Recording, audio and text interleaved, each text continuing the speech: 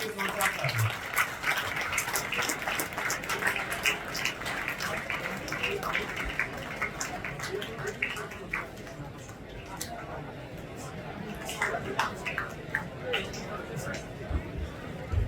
बेहतर से बेहतरीन की तलाश करो, मिल जाए नदी तो समंदर की तलाश करो, टूट जाता है शीशा पत्थर की चोट से, टूट जाए पत्थर ऐसा शीशा तलाश करो। A hearty good afternoon to one and all present over here.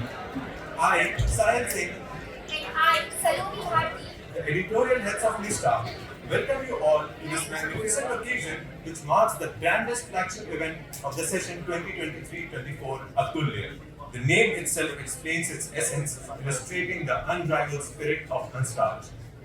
we stand before you with hearts charging with fire and eyes twinkling with passion, representing the youth of today with the promise of a better future, reflecting in our motto, Nishtha Dhriti Satyam. With a steadfast commitment to cultivating exemplary leadership and unwavering dedication to societal betterment, Nishtha stands at the forefront of catalyzing positive transformation. Today, we have assembled here to carry on with our flagship event, Atulya, in an ambience steeped in reverence and aspiration. तो आइए इस अतुल्य कार्यक्रम की शुरुआत करते हुए हम गौरवपूर्ण अनुभूति के साथ स्वागत करते हैं अपने मुख्य अतिथि वक्ता का, श्री रवि सिहाग।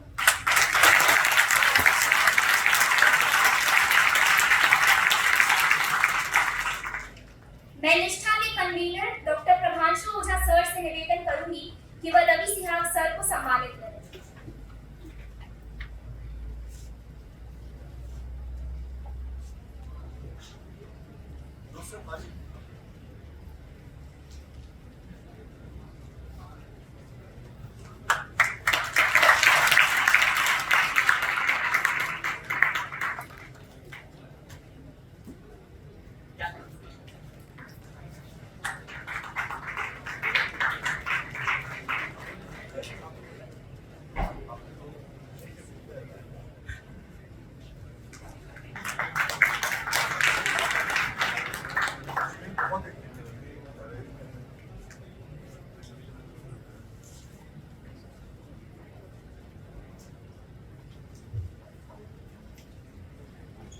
अपनी अदम्य इच्छा शक्ति और उत्कृष्टता की दृढ़ खोज के साथ श्री रवि सिहाग सर ने अपने पहले ही प्रयत्न में लोक सेवा की परीक्षा में ऑल इंडिया रैंक 337 लाकर अपनी कड़ी मेहनत का परिचय दिया, किंतु दृष्टिपूर्ण आंखों ने सपनों को कब त्यागा है। सर ने सफलता के पांवों को छूकर 2 बार और लोक सेवा की परीक्षा दी और इस प्रकार इस प्रतिष्ठित परीक्षा में 3 बार अपने मजबूत इरादों को साबित किया। दूसरे प्रयास में ऑल इंडिया रैंक 317 हासिल किया और 2021 में प्रभावशाली ऑल इंडिया रैंक 18 हासिल कर सभी चुनौतियों को पार उनकी सफलता और अंतिम लक्ष्य की निरंतर खोज की कहानी ने देश भर में कई उम्मीदवारों को प्रेरित किया है। हिंदी मीडियम में परीक्षा देकर शीर्ष पद लाने के बाद उन्होंने ये साबित कर दिया कि साहस, समर्पण और सफलता केवल पश्चिमी भाषा बोलने वालों के पास नहीं होती। सर, आप हम जैसे सैकड़ों छात्रों के लिए प्रेरणा है जो लोक सेवा के आकांक्षी हैं। अब मैं निष्ठा की ओर से रवि सिहाग सर को इस मंच पर आमंत्रित करना चाहता हूँ।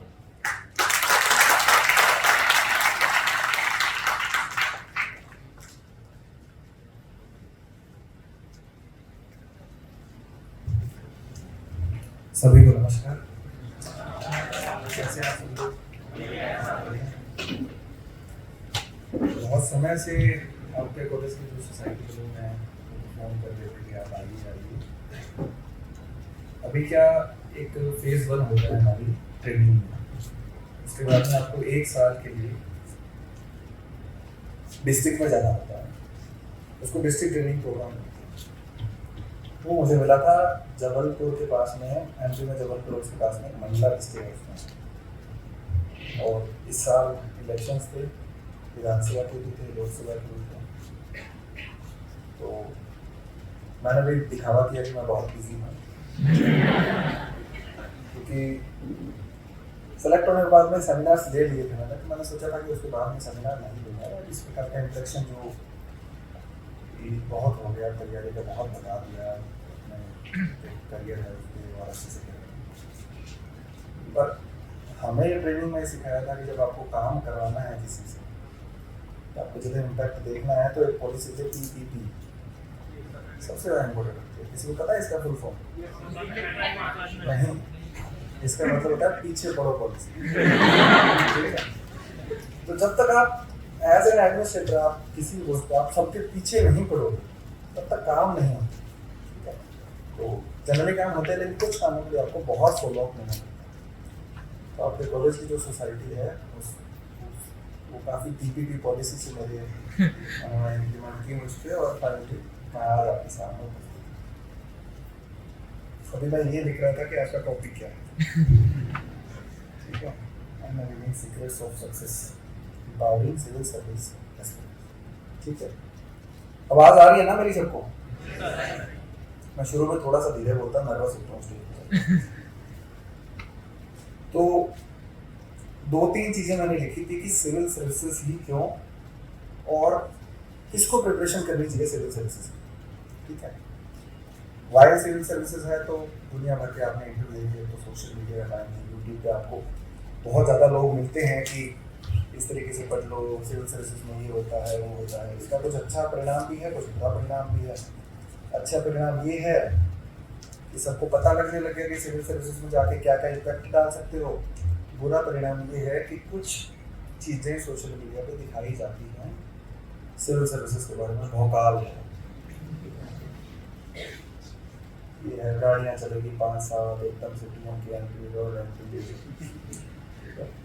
तो उससे प्रेरित होकर भी कुछ लोग तैयारी करने लगते हैं। ये दुष्प्रभाव है सोशल मीडिया। अच्छा प्रभाव ये है कि बहुत सारे लोगों को पता चलता है कि लोग करते क्या हैं सिविल सर्विस में जाकर, तो उनको ये लगता है कि हमें भी ये काम करना है अपनी लाइफ में, तो फिर वो एक प्रेरणा उनको मिलती है, मोटिवेशन मिलता है, तो वो अपनी तैयारी को शुरू करते हैं। ठीक है, अब उसके बाद में वाई टू प्रिपेयर में यही चीज बोली थी मैंने। 2 एस्पेक्ट होते हैं सिविल सर्विसेज की लाइफ के। ठीक है, पहला एस्पेक्ट है आपकी व्यक्तिगत जीवन और दूसरा है आपका प्रोफेशनल लाइफ। ठीक, प्रोफेशनल लाइफ का जो मेरे से बड़े बड़े काफी वक्ता होंगे जो सर्विसेज में होंगे, वो आपको देखे गए होंगे, बता के गए होंगे कि किस प्रकार की लाइफ है। मुझे व्यक्तिगत रूप से बहुत ही खूबसूरत, बहुत ही अच्छी सर्विस लगी है 1 साल। ठीक, जो मैंने सोचा था, जिस विचार को लेकर के मैं तैयारी करने लगा था, उस विचार के आसपास लगी है। मतलब जो मैंने सोचा था कि ये कर सकते हैं, तो कर तो बहुत सकते हैं अगर आप चाहें। कोई भी फील्ड हो, अगर आपने ठान ली है कि इस फील्ड में अच्छा कर सकता हूँ और अगर आप मेहनती हैं, तो बहुत बड़ा इम्पैक्ट कर सकते हैं। ठीक है, लेकिन अगर आपने वो सोशल मीडिया को दुष्प्रभाव वाला वीडियो देख के अगर आप आए हैं, जिसमें आपको सिर्फ रॉयल एंट्री, कारें, सायरन्स, पत्तियाँ, ठीक है, उन सबसे आपको प्रेरणा मिलती है, तो फिर परेशानी का सामना करना पड़ सकता है। क्यों करना पड़ सकता है? क्योंकि काम बहुत ज़्यादा है इस सर्विस में। रॉयल एंट्री थोड़ी सी होती है। ठीक है, तो थोड़ी सी रॉयल एंट्री के लिए इतना काम करना तो कॉस्ट बेनिफिट नहीं होगा ना। तो इसलिए अगर स्पिरिट ये है कि कुछ चेंज करना है, वो अगर आप में इच्छा शक्ति है कि कुछ परिवर्तन आपको लेकर के आने हैं, तो फिर आपको सिविल सर्विसेज देना चाहिए। और अगर आपको लगता है कि मुझे परिवर्तन नहीं ला करके मेरा उद्देश्य दूसरा है, तो फिर आपको सोचना पड़ सकता है। ठीक है, कईयों का पैसा कमाना हो सकता है, बहुत सारी चीज़ें होती है, लेकिन सबसे बड़ा मोटिवेशन तो यही होना चाहिए। प्राइवेट जॉब में ज़्यादा पैसे होते हैं यहाँ से, तो किसी का वो ऑब्जेक्टिव है, तो सिविल सर्विसेज उसके लिए उपयुक्त नहीं है। ठीक है, तो ये हो गया पॉइंट की वाई टू प्रिपेयर। समाज का जो कमजोर तबका है ना, जिसके पास कुछ नहीं है, उसको बहुत कुछ दे सकते हैं। अपने कोई किस्सा नहीं सुना होगा मैंने क्या किया क्या नहीं किया, क्योंकि मैं वहाँ पे प्रोबेशनर था और एज ए स्टूडेंट बन के गया था। तो मैंने देखा है कई लोगों को, डीएम को, काफ़ी सीनियर ऑफिसर्स को, जिन्होंने ठाना है और ठान के बहुत अच्छा इम्पैक्ट सोसाइटी में किया है। तो ये अगर आपका मोटिवेशन है तो ये आपको करना चाहिए। रही बात पर्सनल लाइफ की, थोड़ा कम समय मिलता है। प्राइवेसी के बारे में, जिनको राइट टू प्राइवेसी पसंद है वो जरूर सर्विसेज की तरफ कमेंट ना करें तो अच्छा रहेगा, क्योंकि आपकी कोई पर्सनल लाइफ ऐसे होती नहीं है, ठीक है। हर व्यक्ति की नज़र में आप रखते हो, ठीक है। इस प्रकार का स्वभाव होता है। सैटरडे नहीं मिलते आपको, संडेज मिल जाते हैं कई, इसमें आपको शांति से बैठना होता है घर पे। ये सब एक बेसिक में आपको आइडिया देगा, लेकिन परिवर्तन के लिए बहुत कुछ है, ये बता रहा हूँ। मुझे व्यक्तिगत रूप से बहुत अच्छा लगा, बहुत मैंने अच्छा सीखा, बहुत मज़ा आया मेरे को काम करके एक साथ, क्योंकि एक मोनोटोनस होती है ना जॉब। कई बार बहुत सारे जो को प्राइवेट जो कंपनीज में काम करते हैं वो लोग आते हैं कि सिविल सर्विसेज करनी है, डाइवर्सिटी बहुत है। तो डाइवर्सिटी तो जो लोग बोलते हैं उससे भी ज़्यादा है, बहुत डाइवर्सिटी है। अगले दिन आपको कुछ नया करने को मिलेगा, नया सीखने को मिलेगा, अगले दिन कुछ नया आपके पास टास्क आ जाएगा, अच्छा ये करना है। कभी आप एज ए रेवेन्यू जज काम करते हो, कभी आप एज ए मजिस्ट्रेट काम करते हो, कभी आप इंस्पेक्शन पे जा रहे हो, कभी आप हेल्थ की मीटिंग ले रहे हो, हेल्थ में अच्छा करने का सोच रहे हो। तो कुछ फोकस एरियाज बना के आपको मोटा मोटा सभी प्रकार के जो काम है जिससे एक आम व्यक्ति को जरूरत होती है उसमें आप काम करते हो। इसका नाम क्या है? लोक सेवा, लोगों की सेवा। तो लोक सेवा में तो आपका बहुत अच्छा योगदान हो सकता है, ठीक। अब इसकी पूर्व शर्तें क्या है? पूर्व शर्तें क्या है? 2-3 चीजें। पहला पॉइंट है कि आपके अंदर मोटिवेशन होना चाहिए सेवा का।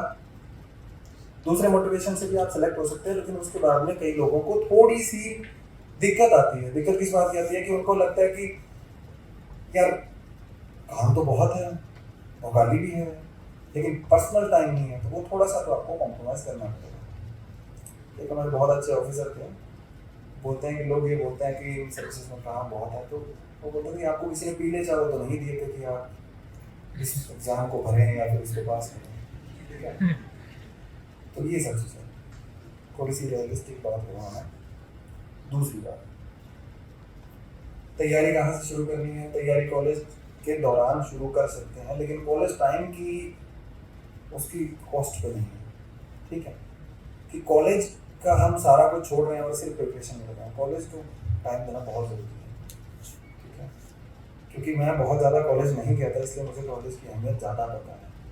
हमारे पास जो होता है ना उसकी महत्व हमें कम समझ आता है। हमें वो grass is greener on the other side, दूसरी थाली में लड्डू बड़ा दिखता है, ये सारी चीज़ें, ठीक है। तो कॉलेज लाइफ को जब आप छोड़ते हो तब आप उसको मिस करते हो। सेम ऐसा हुआ था हमारे साथ में। अकेडमी में हम लोग 7-8 महीने रहे, तो हमें लगता था कि फील्ड में भेज दो। फील्ड में गए तो गर्मी से ये लगा कि अकेडमी ठीक थी। तो ये सारी चीज़ें सबको फील होती हैं, ठीक है।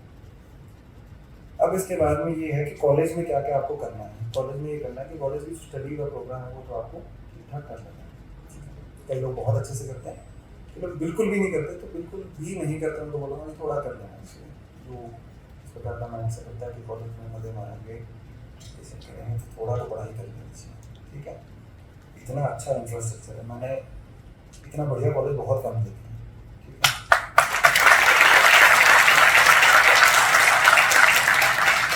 इतनी अच्छी आपके पास लाइब्रेरी है, इतनी बुक्स हैं। आपके जो लाइब्रेरी को संभालते हैं वो कह रहे थे कि बस बच्चे आके बता दें मुझे कौन सी बुक्स चाहिए, हम उनको अवेलेबल कराएंगे, ठीक है।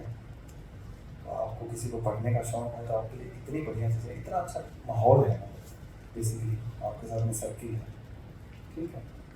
तो ये सब चीज़ें भी आपके पास बहुत अच्छी हैं। आप कल्चरल इवेंट्स भी होते हैं, किसी को शौक होगा गाने बजाने का, किसी को डांस का शौक होगा, किसी को पेंटिंग का होगा, तो वो भी एक हॉबी आप रख लें, क्योंकि आगे चल के बहुत काम आती है, ठीक है। मेरी कोई हॉबी थी नहीं, लिख देते थे कुछ भी बना के यूपीएससी में फॉर्म भरना है, और हॉबी पे बड़े डिस्कशंस चलते थे।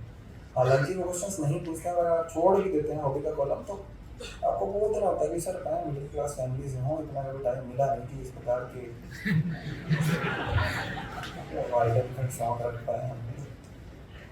तो एक हॉबी आपको रखनी चाहिए, फिर मैं बता रहा हूँ। और तो अभी भी मैं कोशिश कर रहा हूँ मेरी कुछ हॉबी बन जाए। अक्सर कुछ भागदौड़ करने के लिए, कुछ जाने के लिए हॉबी में मान सकता हूँ कि इसमें मुझे अच्छा लगता है, ठीक है। तो ये कल्चरल इवेंट आपको रखना पड़ेगा ताकि आपको ये सब चीज़ें। तीसरा, जो तैयारी है वो एक साइंटिफिक चीज़ से देखिए। आपको बहुत पढ़ के आप दिन में 12-15 घंटे पढ़ रहे हैं फिर भी आप निकाल देना, लेकिन अगर आपको समय बचाना है तो मेहनत थोड़ी सी उससे कम करनी है, जो आप पीक लेवल होता है मेहनत का उससे कम करनी है, तो थोड़ा साइंटिफिक रहना पड़ेगा। वो क्या क्या चीज़ें हैं, एक अपने स्वास्थ्य का ध्यान आपको रखना पड़ेगा, ठीक है। स्वास्थ्य से मतलब फिटनेस थोड़ा रखना पड़ेगा, फिट रहना पड़ेगा। फिट रहने का मतलब ये नहीं है कि आप जिम में जाके 4 घंटे वर्कआउट कर रहे हो, तो वेट उठा रहे हो फिर इंजरी लेके आ रहे हो, वो नहीं करना। उसका मतलब है कि थोड़ा बहुत आप वॉक भी कर रहे हो आधा घंटा, तो वो भी फिटनेस की कैटेगरी में आ जाएगा, ठीक है। दूसरा, अच्छा खाना है। अब अच्छा खाने का मतलब ये नहीं है कि आप बस वेजिटेबल्स खा रहे हैं, उपवास रख रहे हैं। अच्छा खाना मतलब है नॉर्मल जो आप खाते हैं, बाहर का कम खा के, फास्ट फूड को अवॉइड करके, सारा ब्लड सर्कुलेशन करके यहाँ की हमारी बॉडी में ऑक्सीजन में पहुँच रही है, उन सब में नहीं जाऊँगा, बायोलॉजी की क्लास नहीं है। तो 2 चीज़ें आपको अच्छे से रखनी है। और तीसरा, आपको पता होना चाहिए कि मेरे मोटे मोटे टारगेट क्या है। मोटे मोटे टारगेट से मतलब टाइम टेबल बनाते होंगे लोग, आप में से कोई बनाता है टाइम टेबल पढ़ाई का? कोई बात नहीं, कॉलेज में मैं भी बनाता था, तो टाइम टेबल नहीं बना रहे हैं तो भी अच्छी बात है। लेकिन टाइम टेबल अगर आप बनाओ तो एक चीज़ बस ध्यान रखना कि इतना स्ट्रिक्ट टाइम टेबल मत बना लेना खुद के लिए कि फिर ये सोचने लगो कि यार इससे तो 2 महीने में सिलेबस पूरा हो जाएगा, फिर करेंगे क्या। ठीक है, टाइम टेबल रखना है व्यवहारिक, रियलिस्टिक, ठीक है। वो कैसे होता है कि आप ये टाइम टेबल बना लें, 12 बजे सोएंगे, 4 बजे उठेंगे, 4 से 8 ये पढ़ेंगे, 10 मिनट का ब्रेक लेंगे, उसमें चाय भी पियेंगे, वीडियोस भी देखेंगे। वो नहीं करना। अगर आपको कॉलेज से पढ़ना है तो 2-3 घंटे भी अगर आप निकाल लेंगे, 2 घंटे भी कॉलेज के दौरान बोल रहा है, लेकिन वो कॉम्प्रोमाइज़ नहीं करना है कि आप अपने दोस्तों का टाइम कॉम्प्रोमाइज़ करते हैं। दोस्त बोल रहा है यार शाम को थोड़ी चाय पी जाते हैं, नहीं मेरे को तो तैयारी होगी, मैं तो इसी में करूँगा। कॉलेज के टाइम की बॉन्डिंग है ना, वो हमेशा रहेगी, ठीक है। ये कर लिया आपने। उसके बाद में 3 चीज़ों का ध्यान रख लिया आपने, अच्छी हेल्थ रख ली, अच्छा आप थोड़ा सा अच्छा खा रहे हैं, और थोड़ा सा टाइम टेबल आपने मॉडरेट बना दिया कि भाई 1 महीने में मैं 2 सब्जेक्ट कंप्लीट कर दूंगा, उसके बाद में उनको वापस रिवाइज करूंगा, उसके बाद में दूसरे सब्जेक्ट उठाऊंगा और आपका कॉलेज खत्म हो गया, आपने सोच लिया कि मुझे सेवा करनी है, भोपाली में इतना इंटरेस्ट नहीं है, तो आप आइए तैयारी करने लग गए आप, ठीक है। तैयारी करने के दौरान 2 चीज़ें जरूरी हैं। पहला, आपको पता होना चाहिए कि आपके पास सिलेबस क्या है। हालांकि जो सिलेबस में लिखा है उससे बाहर भी बहुत पूछती है यूपीएससी, लेकिन उतना अगर आप पढ़ लेंगे तो आपके सिलेक्शन हो जाएगा, ठीक है। सिलेबस उठा दिया आपने, सिलेबस उठा के उसको अच्छे से पढ़ लो कि क्या क्या है इसमें, ठीक है। उसके बाद में आपको प्रीवियस ईयर क्वेश्चन पेपर देखना। आपने हिस्ट्री उठा लिया कि आपको हिस्ट्री पढ़ना। हिस्ट्री में आपने चलो शुरुआत कर दी मॉडर्न इंडिया से। सबसे पहले डिवाइस की उठाए, सिर्फ मॉडर्न इंडिया, उनको एक एक करके आपने देख लिया अच्छे से। उसके बाद में एनसीईआरटी उठा लिया आपने, उसको अच्छे से रिवाइज कर लिया। फिर दोबारा से एक बार और डिवाइस देख लिया, फिर एनसीईआरटी। तो 2 सब्जेक्ट उठाता था मैं जनरली, जैसे एक पॉलिटी उठा लिया, एक हिस्ट्री उठा लिया। उनके डिवाइस देख लिए, प्री और मेंस दोनों के। अब डिवाइस देखने का मतलब ये नहीं है कि आपको रटना है। जैसे मैंने एक 2 जगह बताया था कि डिवाइस देखना, वो कह रहे कि सर याद ही नहीं हो रहे, होते याद नहीं करना है। और इसीलिए देखना है कि यूपीएससी किस तरीके से क्वेश्चंस पूछता है, ठीक है। वो क्वेश्चंस आपने देख लिए, फिर आप पढ़ोगे जब आपको पता चलेगा अच्छा ये वाली लाइन यहाँ से उसमें ऐसे बोल सकता है, ये स्टेटमेंट ऐसे घुमा के दे सकता है, ठीक है। डिवाइस यूज कर लिए, उसके बाद में आपको करना है स्टार्ट पढ़ाई। पढ़ाई स्टार्ट करने के बाद में मैं जनरली क्या करता था, सबका अलग अलग होता है, मैं एक बुक को 2 बार पढ़ता था। जैसे पॉलिटी की लक्ष्मीकांत उठा ली, तो लक्ष्मीकांत जब तक कंप्लीट होगी तो दोबारा से शुरू कर दूंगा उसको। बहुत बोरिंग काम होता है ये, तो बोरिंग करेंगे तभी कुछ अच्छा मिलेगा, ठीक है। 2 बार अगर आप पढ़ते हैं तो आपको कुछ बेसिक समझ आते हैं कि इस किताब में लिखा क्या है। फिर दो बार रिवाइज हो गया, फिर दूसरे सब्जेक्ट की 2 बुक्स उठा ली, उनको 2 बार पढ़ना है। फिर वापस से पहले जो 2 सब्जेक्ट थे उसकी तीसरी रीडिंग में आता था। मेरे लिए सिलेबस कंप्लीट करना मैटर नहीं करता था, हो जाएगा कंप्लीट आराम से, लेकिन जो क्रिया है उसको क्वालिटी से करना मैटर। कट ऑफ कितनी जाती है प्रिया? 75 हो गई इस बार। तो अगर सिलेबस कवर करके आप 200 नंबर तो लाने ही है आपको, ठीक है। तो प्री क्लियर करने के लिए आपको शांति से बस जो पढ़ रहे हो उसको क्वालिटी से करना। 4-5 सब्जेक्ट मैं बता देता हूँ। History, geography, economy, polity, 4 subject ऐसे हैं जो प्री पास करवाते हैं। करंट अफेयर्स का बहुत पीछे लोग लगे रहते हैं, करंट अफेयर्स नहीं हो रहा, ये कहाँ से करें, वो कहाँ से करें।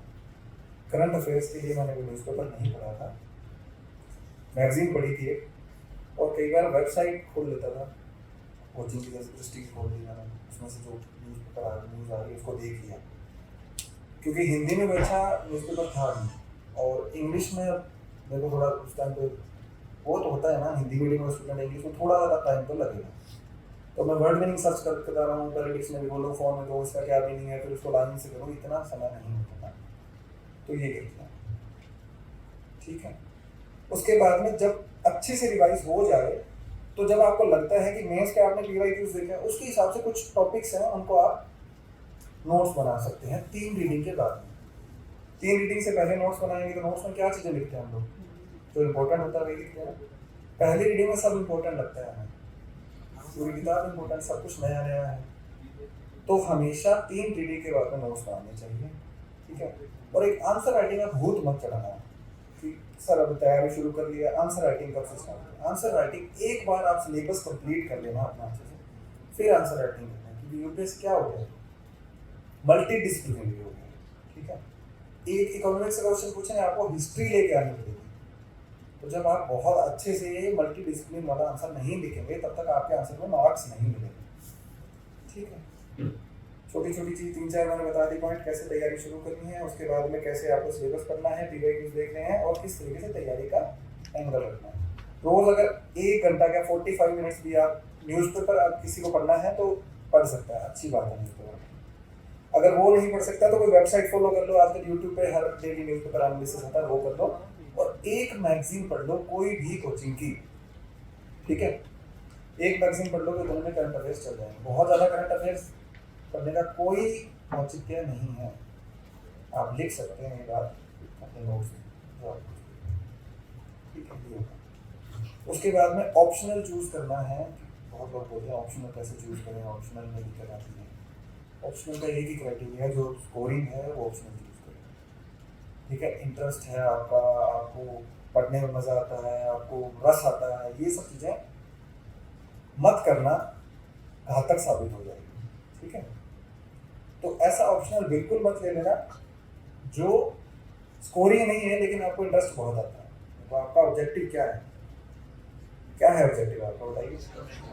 सेलेक्ट होना है, लोक सेवा करना है, ठीक है। तो सेलेक्ट होने के लिए आपको ज़रूरी नहीं है आप विद्वान बहुत ज़्यादा हो तभी सेलेक्ट होंगे, विद्वान तो आप बनेंगे, जिन सब्जेक्ट को पढ़ेंगे उनमें आपको पारंगत हो जाएंगे, लेकिन ऐसा ऑप्शन ले लो जो छोटा हो, स्कोरिंग, आपको लिस्ट पता होंगी, सब लोग इतने वेल इन्फॉर्म्ड होते हैं आज के टाइम पे, ठीक है। तो वो ऑप्शनल चूज़ करना है, और ऑप्शनल को बहुत डेप्थ में करना है। ऑप्शनल बहुत अच्छे स्कोर लेता है, इस बार 350 तक गए हैं ऑप्शनल मार्क्स, 500 में से 350 सिर्फ ऑप्शनल में आते हैं, और 1000 में से 450 आते हैं GS में। तो बाकी सबको पता होगा कि ऑप्शनल कितना इम्पोर्टेंट है, ये सब चीज़ें होंगी। एक ऐसे का पेपर आता है, तो ऐसे के पेपर के लिए कुछ चीज़ें हैं कि आपको एक तो पूरा सिलेबस आपका कंप्लीट होना चाहिए। फिर ऐसे का सबसे बेस्ट तरीका है कि आप ऐसे लिखो बहुत सारे, और जो टॉपर्स हैं उनके ऐसे लिखो, ठीक है। मैंने हिंदी मीडियम में कुछ टॉपर्स कैसे लिखे थे, कुछ इंग्लिश मीडियम में लिखे थे। तो एक प्लॉट होता है ना, प्लॉट, आप उसको कितना बांध पाते हो, आपका बिखराव नहीं होना चाहिए, आपने शुरू कहाँ से किया, फिर इधर जा रहा है, फिर इधर जा रहा है, फिर इधर, थोड़ा इधर उधर जाएगा तो वो बढ़िया है, लेकिन अंत में उन सभी प्लॉट को बांधने की कला होनी चाहिए। वो 2 इस लेक्चर में मैं आपको नहीं बता पाऊंगा कि कैसे बांधते हैं, क्योंकि ये तो प्रैक्टिस से होगा। वो रहीम का दोहा है कि जो जानत है सो बोलत नहीं, बोलत है सो जानत नहीं। जिसको पता है तो वो बोल नहीं सकता, जो बोल रहा है उसको पता नहीं। तो प्लॉट बांधने की कला तो आपको अपनी प्रैक्टिस से ही आएगी। अब उसमें आप एग्जाम्पल्स डाल सकते हो, शेर शायरी डाल सकते हो, आप कोई अच्छी कोटेशंस डाल सकते हो, आप कोई पोइट्री डाल सकते हो, हिंदी इंग्लिश। ऐसा नहीं है इंग्लिश मीडियम का व्यक्ति है तो शायरी नहीं लिख सकता, शायरी इंग्लिश में लिखो ना, रोमन में लिखो, ठीक है, शायरी लिखो, कुछ अच्छी बुक्स के रेफर करो, बुक्स को कोट करो। ये सारा मटेरियल आप अगर थोड़ा सा मेहनत करेंगे तो बुक्स की जो आती है ना समरी, उसमें से आप देख लो, बुक्स की कुछ समरी लिख लो, फिर आपको पता लग जाएगा। एजुकेशन में आएगा तो ये वाली बुक कोट करनी है, हेल्थ पे आएगा तो किसी ने हेल्थ में बहुत अच्छा लिखा है, बर्ते सेन लिखा है, तो वो वाली बुक कोट करनी है, इन्वायरमेंट पे आएगा तो वो वाली बुक कोट करनी है। इस तरीके से आपको कुछ कोटेशंस प्लॉट को बांधना है, बहुत सारे उसके डायमेंशंस क्रिएट करने हैं और लास्ट में उन डायमेंशन को एक लॉजिकल कंक्लूजन पे लेके आना। क्योंकि ऐसे में लिखा हुआ है ना यूपीएससी का आप जब पढ़ोगे कि ऐसे के टॉपिक के जितना नजदीक आप जाके उसको लिख सकते हो उतना नजदीक। ऐसे टॉपिक किसी ने ऐसे देखे हैं अभी कैसे आ रहे हैं, फिलोसॉफिकल आ रहे हैं, समझ आते हैं? नहीं आते। इसीलिए वो कहते हैं कि जितना पास जा सकते हो उतना पास जाना है। वो ये नहीं करेगा आपको समझ के लिखना है, क्योंकि समझ में आएंगे नहीं तो लिखेंगे क्या। इसलिए उसके आसपास का भी हम अगर लिख देते हैं अपनी बेसिक अंडरस्टैंडिंग से तो वो बहुत अच्छा होता है। और फिलोसॉफी के ऐसे मैं तो बहुत प्रशंसक हूँ यूपीएससी का कि इस प्रकार के ऐसे उन्होंने शुरू किया, क्योंकि रियल नॉलेज है ना, रियल नॉलेज और भाषा पे रियल कमांड है, वो इस प्रकार के ऐसे नहीं आपकी नजर आती है कि आप कितना उसको बांध सकें। ठीक है, ये हो गया मोटा मोटा पढ़ाई का तरीका। 2-3 चीज़ें कुछ चीज़ें अवॉइड करनी है वो बता देता हूँ, 4-5 चीज़ें अवॉइड करनी है। पहला, बहुत सारे रिसोर्सेज नहीं लेने हैं। उसके नोट्स आ गए, वो उसकी क्लास आ गई, वो सर अब नया करंट का लेक्चर ले रहे हैं, बहुत बढ़िया है, उसको पढ़ने से लिया था। मैं पूरी तरह से आप पे छोड़ता हूँ कि आपको कौन सा करना है, लेकिन एक करना है। करंट की मैगजीन पढ़ रही हो तो एक मैगजीन पढ़नी है, पॉलिटी की बुक पढ़ रहे हो तो एक बुक पढ़नी है, थोड़ा थोड़ा दूसरी से ले सकते हो, लेकिन ऐसा नहीं है 3 बुक आपने एक साथ पढ़। आप एनसीईआरटी पढ़ रहे हो मॉडर्न इंडिया की, उसके बाद स्पेक्ट्रम पढ़ रहे हो, नहीं, एक पढ़ लो स्पेक्ट्रम। मॉडर्न इंडिया की एनसीईआरटी अगर पढ़ रहे हो छोटी है, उसमें कुछ आपको टॉपिक स्पेक्ट्रम से लाने पड़ेंगे, लेकिन पूरी स्पेक्ट्रम नहीं पढ़नी है। क्या ऑब्जेक्टिव है? सेलेक्ट होना है, विद्वान होना नहीं है। ठीक है, तो ये चीज़ों का ध्यान रखना। दूसरा ध्यान क्या रखना है कि अपनी लिमिट्स को पुश करना है जब एग्जाम बिल्कुल पास आ जाए। जैसे अभी कितना टाइम बचा फ्री को, 1 महीने का राउंड बचा, तब आप लिमिट पुश करोगे। मैं जनरली बोलता हूँ कि हर व्यक्ति को 7-8 घंटे सोना चाहिए अगर वो पढ़ रहा है। 8 घंटे सो के भी उसके पास 16 घंटे हैं, वो 8-10 घंटे भी पढ़ रहा है तो काम चल जाएगा, 6 घंटे फिर भी उसके पास बचे हैं। लेकिन एग्जाम के पास फिर ये फंडा काम नहीं करता। एग्जाम के पास आपको 6 घंटे ही सोना, फिर आपको वही फोकस करना है। लेकिन एक्सरसाइज या फिर वॉक, वो आधा घंटा आपको निकालना है। ठीक है, मैं एग्जाम के दिन भी सुबह सुबह वर्कआउट करके गया था, मेंस में भी ऐसे ही जाता था। अब वो मेरे को आदत पड़ गई है पता नहीं मुझे, लेकिन उसका इम्पैक्ट अच्छा होता था कि आपका सर्कुलेशन ब्लड का जितना अच्छा होगा उतना आपका ब्रेन ज़्यादा फंक्शन करेगा। ठीक है, इसके अलावा एक और पॉइंट है कि दोस्त आपको रखने हैं तैयारी में, लेकिन इतने ज़्यादा नहीं रखने कि वो पर्पस खत्म हो जाए। 2-3 दोस्त आपके हों, वो मोर देन इनफ है, क्योंकि ज़्यादा दोस्त रखने पर कई बार फिर आपके दोस्त सहायक भी होते हैं और बाधक भी बन जाते हैं। ठीक है, तो ये सब चीज़ों का ध्यान रखना है। और किसी को कोई डाउट है, कोई और चीज़ बतानी है तो मैं बता सकता हूँ, लेकिन अब मैं स्ट्रेटजी बताने लग गया हूँ, बुक लिस्ट बताने लग गया हूँ, वो सभी पता है आपको। ठीक है, तो ये सब चीज़ें हैं, इन पे फोकस रखना है आपको। अभी आप सबके लिए ओपन है ये, आप जो क्वेश्चंस पूछेंगे मैं आपको आंसर देता रहूँगा, क्योंकि आपके डाउट्स वो ज़्यादा बेटर करते हैं। हमें तो सेलेक्ट होने के बाद में थोड़ा बोलने का बिल्कुल। Thank you.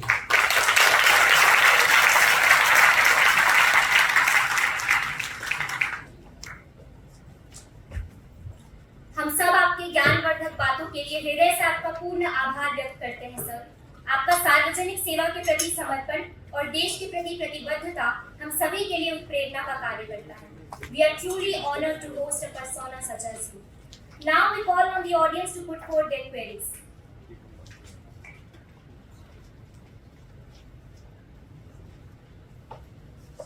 मेरा क्वेश्चन है सर, आपने रिवीजन का बताया, तो सर रिवीजन करने में एक बार जब लोग पढ़ लेते हैं तो दोबारा पढ़ने में काफी इनर्जी आता है वही चीज पढ़ने, तो सर वो चीज को टैकल कैसे करना है?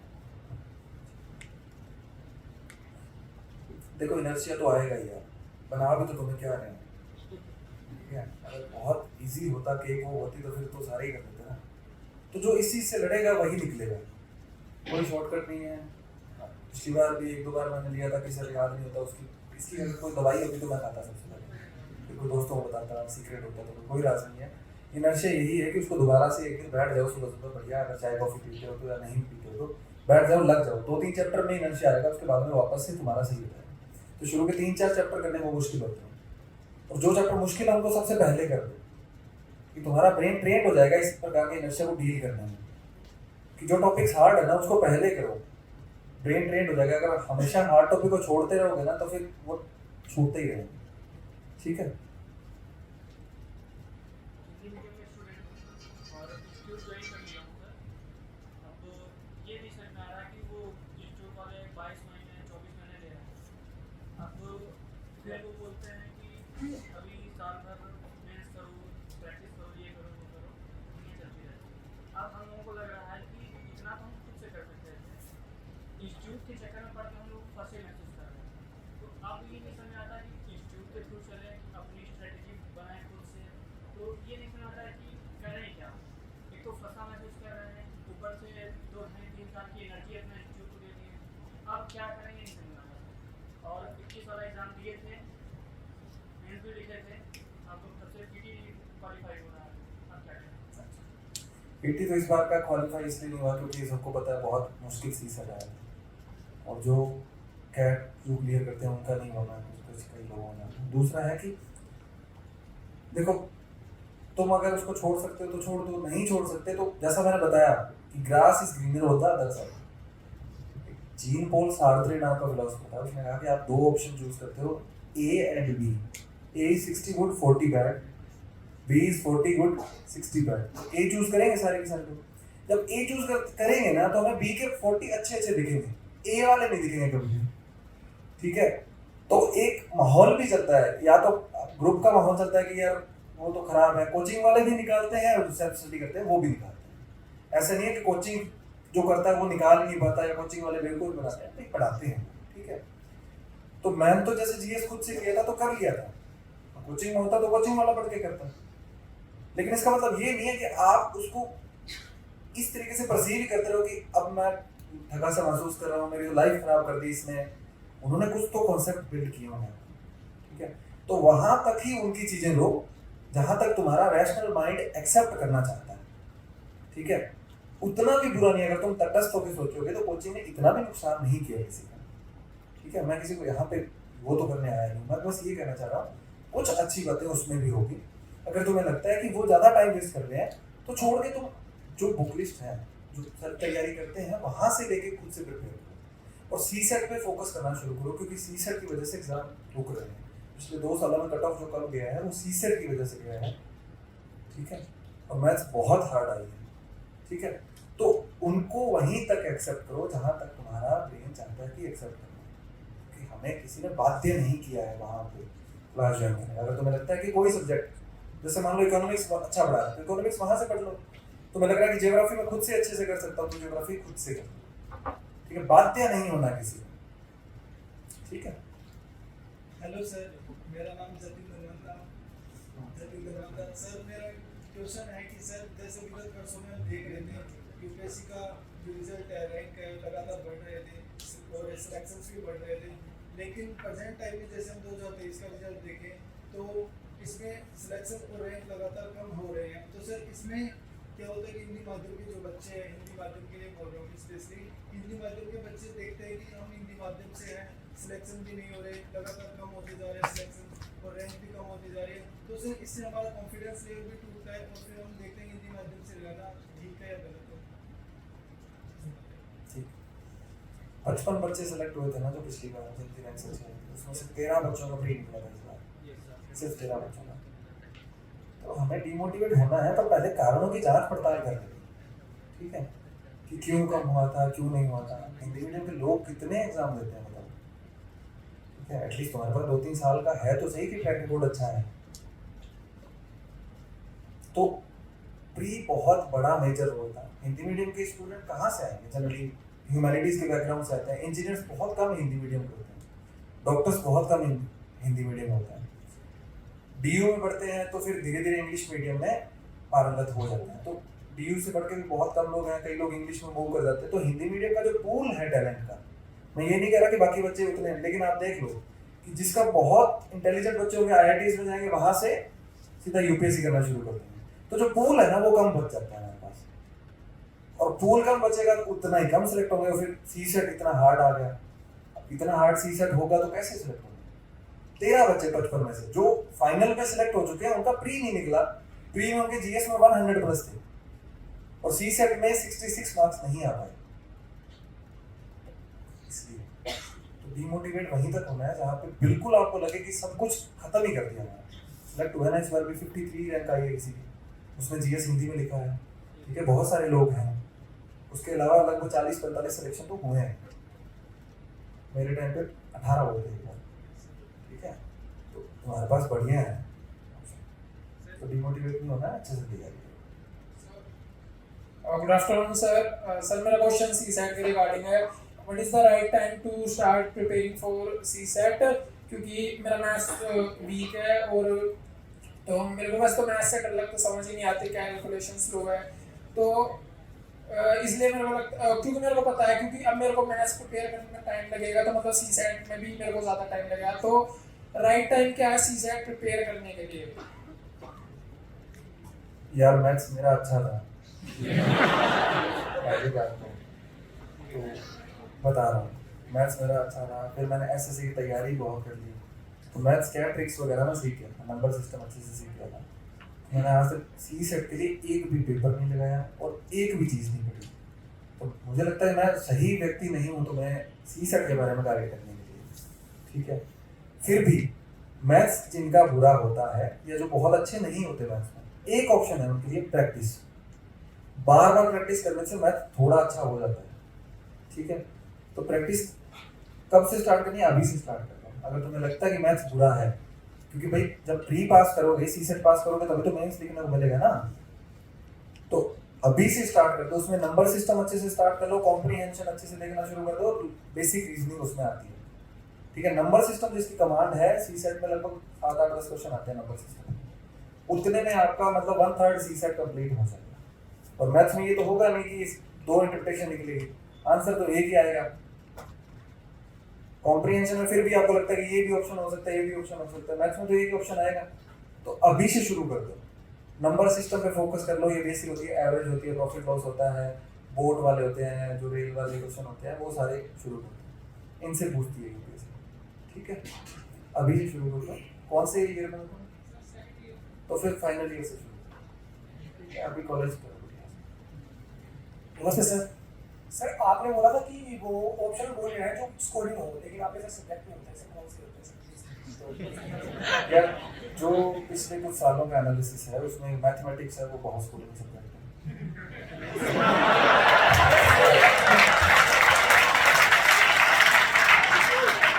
दूसरा पॉलिटिकल साइंस पीएसआईआर लेते हैं, इंग्लिश मीडियम के लिए बता रहा हूँ अभी। पीएसआईआर है, मैथमेटिक्स है, उसके अलावा एंथ्रो अच्छा सब्जेक्ट था, सोशियोलॉजी अच्छा सब्जेक्ट था, फिजिक्स से निकालते हैं, फिजिक्स में भी अच्छे मार्क्स आते हैं, ठीक है। ये सारे हैं ऑप्शनल इंग्लिश मीडियम के। उसके अलावा भी ऑप्शनल है, मुझे ज़्यादा जानकारी नहीं है। हिंदी मीडियम में कम स्कोप बचा है यार ऑप्शनल के मामले में, धीरे धीरे सिकुड़ता जा रहा है हिंदी मीडियम ऑप्शनल के मामले में। हिंदी साहित्य अच्छा है, हिस्ट्री अच्छा है, संस्कृत साहित्य अच्छा है, हिंदी का नहीं है फिर भी हिंदी से थोड़ा सा ज़्यादा कनेक्ट कर लेते हैं। इन 3 के बारे में मुझे जानकारी है जो अच्छा स्कोर दे रहे हैं, उसके अलावा मुझे जानकारी यार इंग्लिश मीडियम के लिए तो हमारे टाइम में अच्छे रिजल्ट दिए थे ज्योग्राफी में, मतलब 2021 वाले एग्जाम में। उसके बाद का मुझे नॉलेज नहीं है। एक ट्रेंड देख लो पिछले 2-3 साल का कि टॉपर्स का ऑप्शनल क्या रहा होगा। आजकल तो बहुत टेलीग्राम पे चैनल आते हैं, सब बता देते हैं, ठीक है। उसमें देख लो कि क्या कौन से ऑप्शनल का क्या ट्रेंड था, उसमें थोड़ा बहुत इंटरेस्ट होगा तो वो बना लेना इंटरेस्ट उसके हिसाब से। सर एक और एक सब्जेक्ट की बात हो रही है यहाँ पर, तो जैसे मेरा सोशोलॉजी है, तो 2017 के अनिर्दिष्ट जो आईपीएस हुए हैं केवल वही हिंदी मीडियम से सोशोलॉजी से पास हुए, तो अब इनसिक्योरिटी फील मैं भी कर रहा हूँ कि क्या अब सोशोलॉजी चेंज कर लो, अभी चेंज कर लो उसको, सोशोलॉजी में मत करो। पूरा अब कंप्लीट हो गया वो तुम्हारे उसमें सोसाइटी वाले पेपर में काम आ जाएगा। 80-90 नंबर का पेपर आता है, GS1 का पैनल। मतलब मैं तो सलाह यही दूंगा, पढ़ा हुआ वेस्ट नहीं जाएगा। सोसाइटी का 80 से 90 नंबर का क्वेश्चन आता है।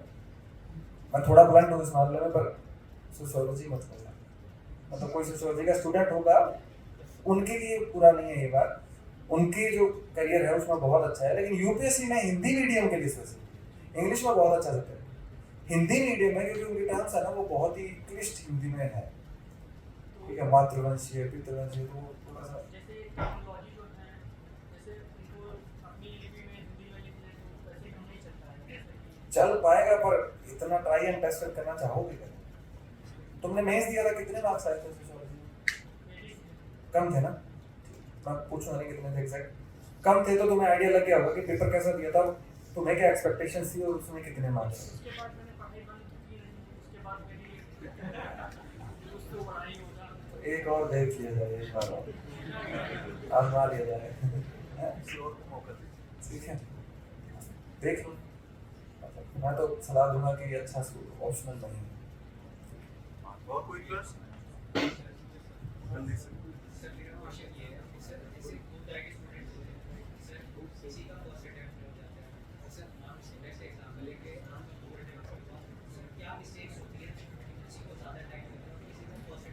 मैं दोनों का एग्जांपल हूँ, ठीक है, दोनों का उदाहरण है।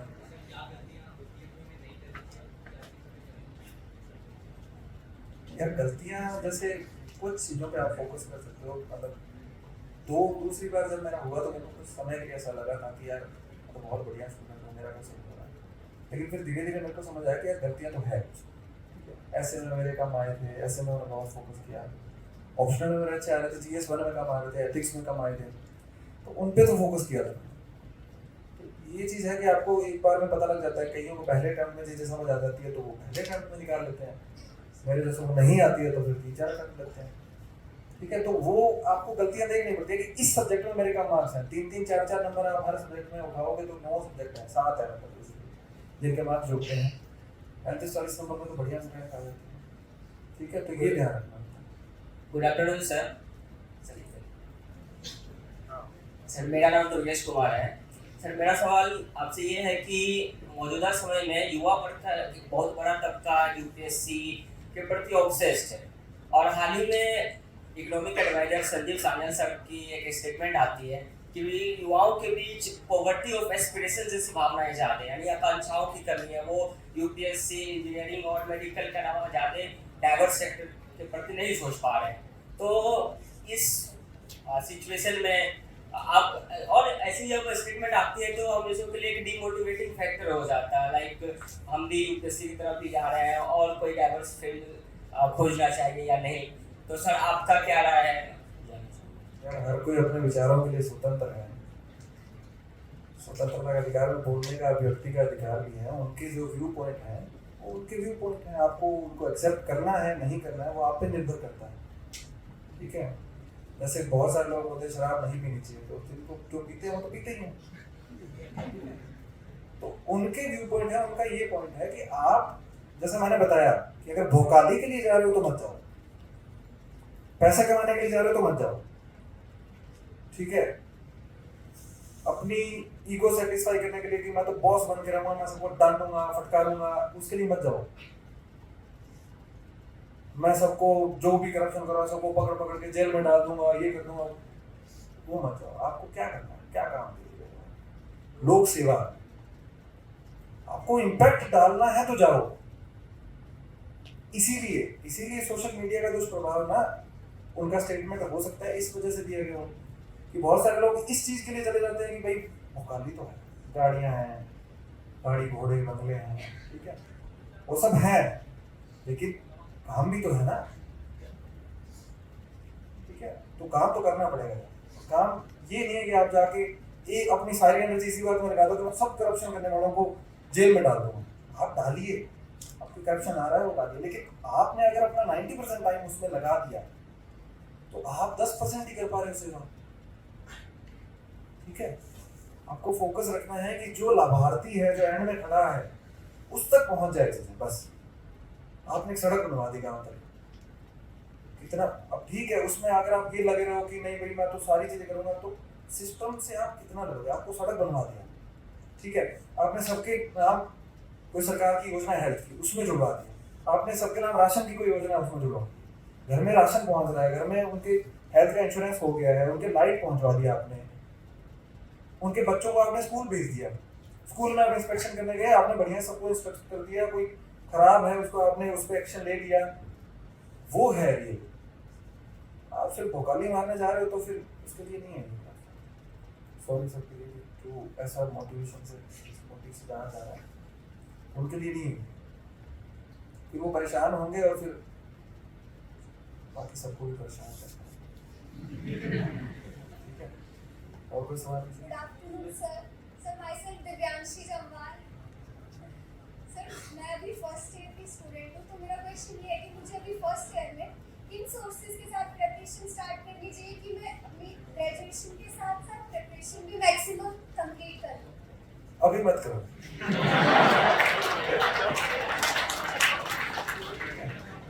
मेरे पास पता कैसे बोल सकते हैं कि हमारे बच्चे ने 9th कर लिया और क्या करो, 10th करो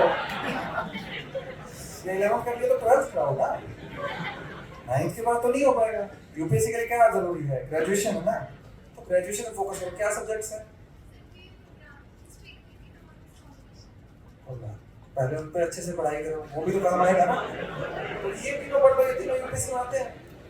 इनको बढ़िया से करो, कोई कल्चरल इवेंट में पार्टिसिपेट करो, स्पोर्ट्स खेलती हो खेलो, 3 साल तक कर सकते हो, उसके बाद में नहीं खेलो। अगर मास्टर्स का प्लान नहीं है तो फिर उसके बाद में मत करना, और मास्टर्स के साथ भी कर सकते हो तैयारी, ऐसी कोई दिक्कत नहीं। एक बेसिक एजुकेशन लेना बहुत जरूरी है, ठीक है? तो अभी मत करो। सर मेरा सवाल है sir. Good afternoon, sir. Sir, my name is Jayshree Bishnoi है। मेरा क्वेश्चन ये है कि हम मतलब कोचिंग स्टार्ट कर रहे हैं तो उससे पहले हमें एनसीईआरटी पूरी रीड कर लेनी चाहिए या फिर सीधा कौन सी कोचिंग स्टार्ट कर सकते हैं? अगर कोचिंग ले रहे हो तो फिर बिना रीड के भी ले सकते हो, उसका कोई ज़्यादा इम्पैक्ट नहीं है कि एनसीईआरटी पढ़ के फिर आपको कोचिंग लेंगे तो आपको ज़्यादा समझ आएगा। कोचिंग वाले इसीलिए उनका बेसिक फंडामेंटल ये होता है कि जो जिसको कुछ नहीं आता उसको कोचिंग करनी चाहिए, ठीक है? पढ़ लोगे एनसीईआरटी तो बहुत बढ़िया है। एनसीईआरटी तो मेरे को तो सबसे बढ़िया किताबें लगती है एनसीईआरटी। उसमें सब कुछ दिया हुआ है, इतनी अच्छी स्टोरी के फॉर्म में अच्छे से लिखा हुआ है कि आप पढ़ते हो तो भूल जाते हो। तो कर सकते हो, नहीं करोगे तो भी ठीक है। करना वांछनीयता है, अनिवार्यता नहीं। यस सर, मेरा सवाल ये है कि माइक वाला एडवांटेज दे रहे हैं दूसरा। यस सर, मेरा सवाल ये है कि हिंदी मीडियम के स्टूडेंट को मतलब सर का एग्जाम देना चाहिए। सर हिंदी मीडियम के स्टूडेंट को यूपीएससी के लिए सर का एग्जाम देना चाहिए अगर कोचिंग भी कर ली हो? ग्रेजुएशन के बाद में 21 साल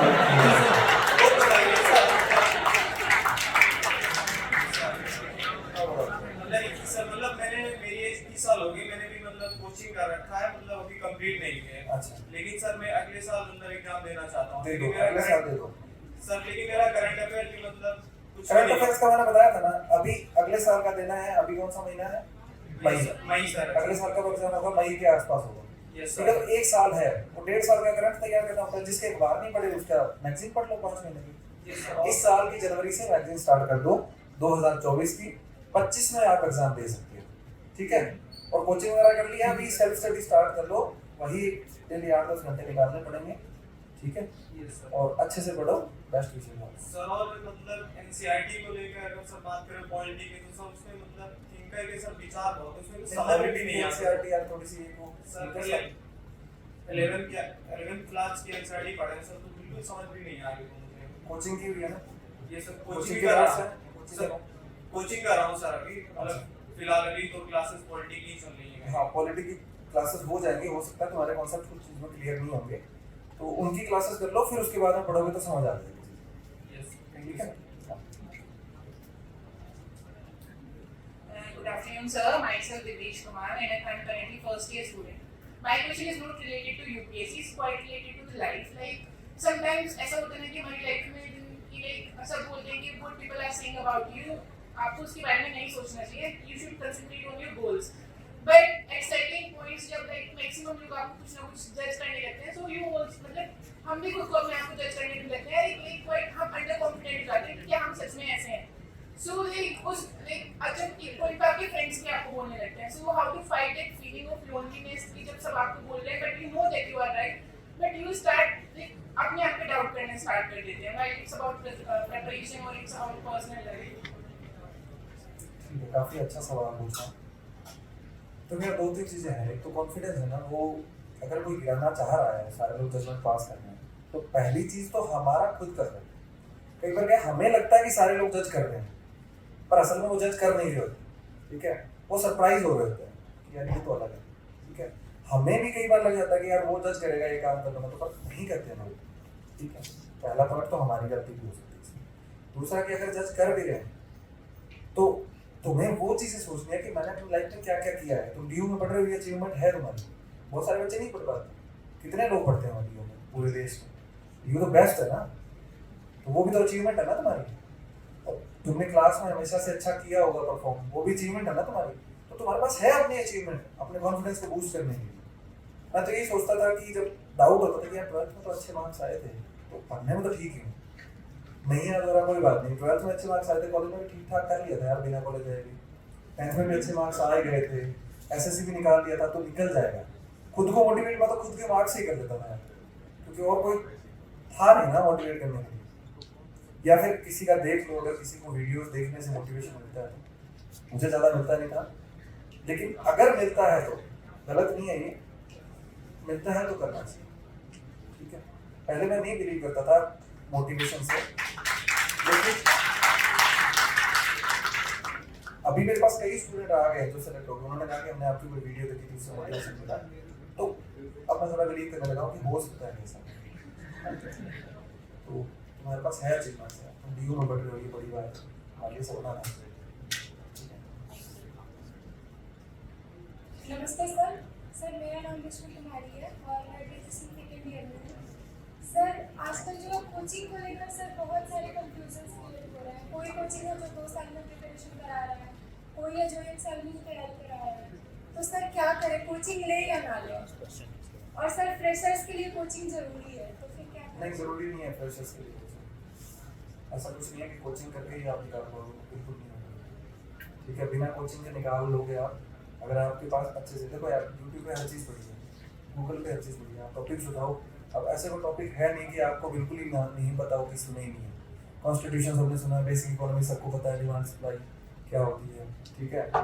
कि जब प्याज होते हैं तो उनका पीछे से सप्लाई बंद हो जाती है, वो रेट महंगे हो जाते हैं। बेसिक इकोनॉमिक्स सबको आती है, जनरल स्टडीज़ है, ठीक है। उसके आप पढ़ो NCERT से समझ आएगा। नहीं पढ़ोगे तो यूट्यूब पे कोई भी चीज़ का डाल दो, आपको कोई ना कोई टीचर मिल जाएगा समझाने।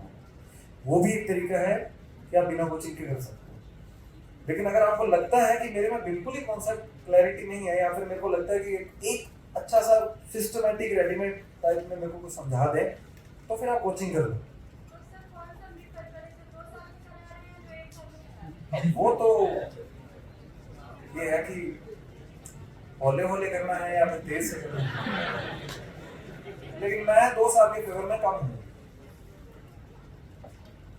तो मतलब मुझे लगता है कि 1 साल के अंदर पढ़ा के छोड़ देना चाहिए बच्चे को, भाई अब सेल्फ स्टडी करो, ठीक है। जब तक उसको छोड़ेंगे नहीं ना फील्ड में ठोकरें खाने के लिए, तब तक सीख के नहीं आएगा, ठीक है।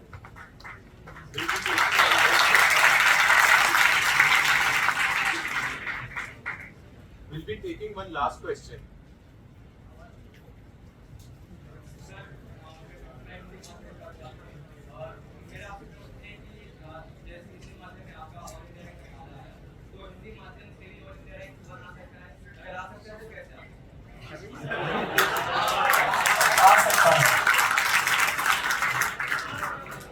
पढ़ाई करनी पड़ेगी और ज़्यादा, मतलब और ज़्यादा मेहनत करनी पड़ेगी, और थोड़ा बहुत आज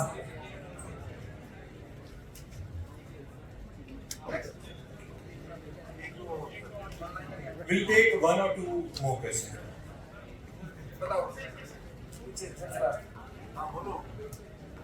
बोलो तुम्ही यार SSC तो इसलिए क्लियर किया था कि जब ग्रेजुएशन के बाद में सोचा नहीं था UPSC का, तो SSC का सोचा था कि पहले वो नौकरी लेते हैं, इसलिए SSC किया था।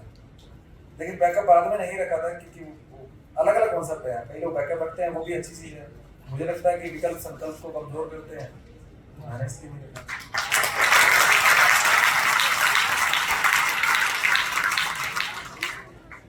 हाँ सर मेरा एक क्वेश्चन तो आपसे ये कि सर अभी हमारा जो NEP जैसे हम उसमें है students NEP new education policy, तो इसमें हमारा 4 साल का है कि हम अगर ग्रेजुएशन के साथ साथ में MA भी फर्स्ट ईयर कर सकते हैं। तो मैं भी एक UPSC एस्पिरेंट हूँ सर, तो मेरा ये है कि ग्रेजुएशन मेन होता है कि UPSC की भी क्वालिफिकेशन होना चाहिए अपन ग्रेजुएशन, बट अभी बहुत लोग ऐसा है कि हाँ आपको बैकअप में एक रखना चाहिए तो आप 4 साल का कर लो। तो सर मुझे बहुत ज़्यादा कंफ्यूजन हो रहा है। 4 साल का कर लो, मास्टर्स भी तो हो रहा है ना आपका। हाँ सर। एजुकेशन करना बहुत बढ़िया है, आप पीएचडी भी परस्यू करेंगे तो मैं बोलूँगा पीएचडी करो साथ में, अगर आप कर सकते हो। एजुकेशन लेना बहुत बढ़िया है। फिर मेरी तरह कोई बाद में मैं अब सोचूंगा कि मैं कहाँ से बीए करके बैठ गया यूपीएससी में, ठीक है, अब मैं एमए करूँगा, क्योंकि एजुकेशन तो बहुत ही अच्छी चीज़ है, हमेशा सीखते रहना चाहिए, हमेशा पढ़ते रहना चाहिए, ठीक है। तो मास्टर्स वाला कर लो 4 साल वाला, कोई फर्क नहीं पड़ता, 1 साल लेट बन जाओगे तो उतना मैच्योर अफसर होगे, ठीक है। Last question.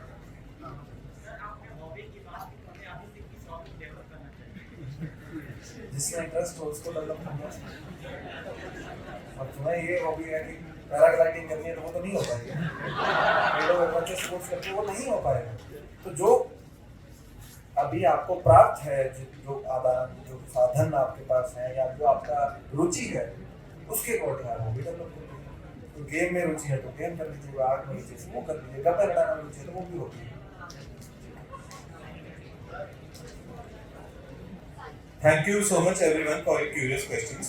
और रवि सर ने सभी प्रश्नों का ध्यान विस्तार से उत्तर दिया, इसके लिए उनका बहुत बहुत धन्यवाद।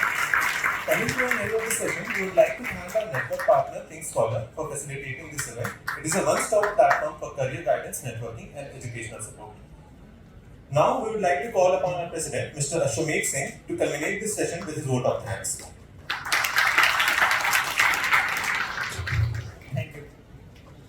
कर्म भूमि पे फल के लिए श्रम सबको करना पड़ता है, कर्म भूमि पर फल के लिए श्रम सबको करना पड़ता है।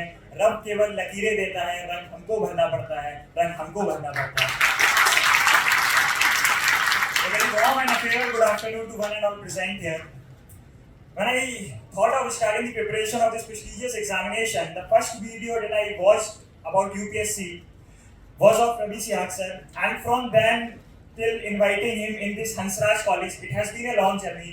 But I'm grateful to God and I'm grateful to sir that I have been able to convince sir to come here as a chief guest and to grace the juncture with this invaluable presence. So a big thanks to you sir for taking out time from your busy schedule and for clearing all the doubts, for resolving all the queries of these private aspirants. पीछे पड़ो policy का सबसे अच्छा example है हमारा president. But इसने बहुत अच्छे से मेरे को बार-बार इनवाइट किया, तो फाइनली मैं कन्विंस हो गया कि मेरे को जाना चाहिए। So thank you very much. You're welcome, sir. You're welcome. I would also like to take a moment to express my sincere thanks towards our beloved principal, Professor Dr. Rama ma'am, and our esteemed convener, Dr. Prabhanshu Oja sir, for always associating themselves with all the segments of society, whether they are seminars, whether they are speaker sessions, and you know what we have next. That is the last episode under our tenure. So I hope you'll also enjoy that. And today I have no words to explain, to convey my thanks towards sir, because this was only an interaction and I could not ask for the better one. So a big thanks to our principal, to our esteemed convener, and to all the two teachers who have supported us throughout this journey. I would also like to express my warmest gratitude towards my team, who behind the scene have ensured that they should put in all the activities together and make this event successful. So a big thanks towards my team as well.